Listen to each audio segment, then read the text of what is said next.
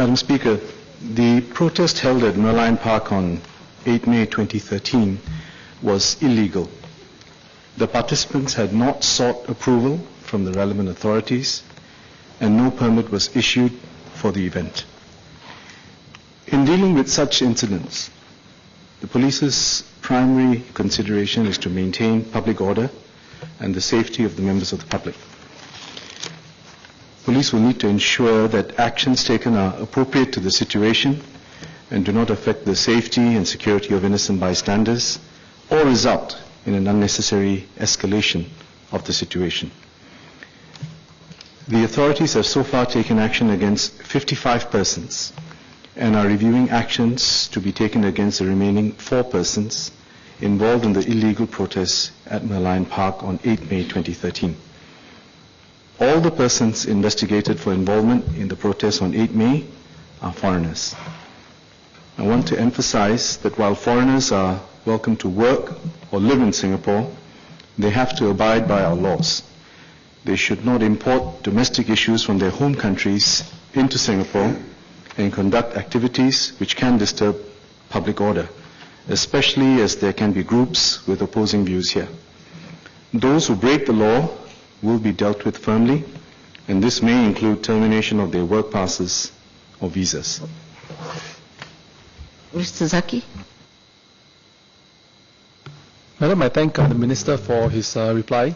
2 questions. One, based on my understanding as well, this was a publicly publicized event, in the sense that online social media, this was well known.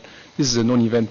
Did the Ministry know about this event beforehand? And 2, based on newspaper reports that we read, the event was allowed to go on for 2 to 3 hours. So why did the police stop the event before it happened? 2, during the event, why was it allowed to happen to go on for 2 to 3 hours before action was taken? Thank you.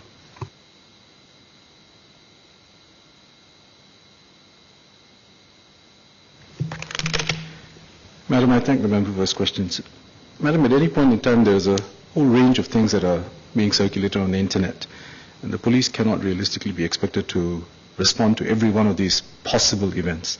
So the SOP is usually to respond to specific reports which have a basis in fact and in terms of activity on the ground. So that comes to the second question the member has posed in terms of the response of the police. First, the police were on the ground, uniform officers, within 15 minutes or so of receiving the report. Second, there were also plainclothes officers deployed to the site. Why did they allow the event to continue to the end? Well, the answer is because they made a tactical assessment on the ground that they wanted to observe, identify who were the main participants or players, and then to take action against them subsequently, which is what happened, rather than make an intervention. So I think the assessment of the officers on the ground was that this was the best course of action, and we accept that. Mrs. Lina Chia.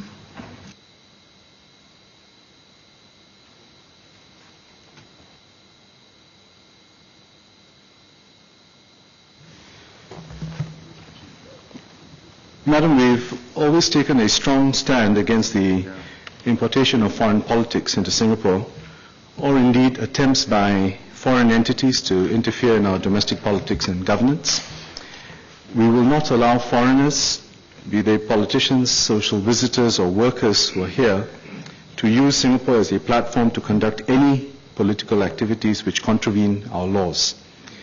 Foreigners, whether they're visiting or residing and working in Singapore, should be mindful that their activities must conform with the laws in Singapore, and they should avoid actions that could be misconstrued, as had happened recently during the recent Malaysian general elections. In line with this, any application submitted by a foreigner for a permit under the Public Order Act will be assessed largely based on whether the proposed public assembly or public procession involves foreign politics or has the potential to harm domestic peace and public order. Firm action will be taken against those who contravene our laws. This approach has helped us to maintain harmony and public order in Singapore, as well as good relations with other countries.